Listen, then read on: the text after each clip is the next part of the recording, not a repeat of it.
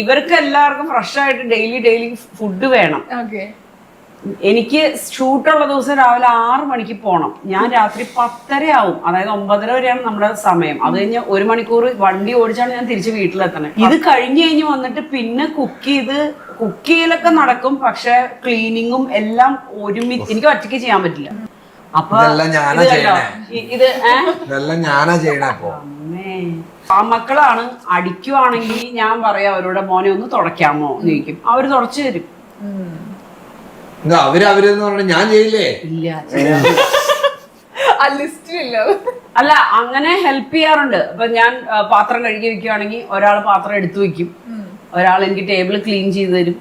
പപ്പ promise ചെയ്യും. എന്താന്നറിയാമോ? റിച്ചു മമ്മിക്ക് അത് ചെയ്തു കൊടുക്ക്, റോണി മമ്മിക്ക് ചെയ്തു കൊടുക്കടാ, മമ്മിയോട് ഒറ്റയ്ക്കാണ് ചെല്ലടാ. സപ്പോർട്ട് ചെയ്യും. പുള്ളിക്ക് മാനേജിങ് അതാണ്.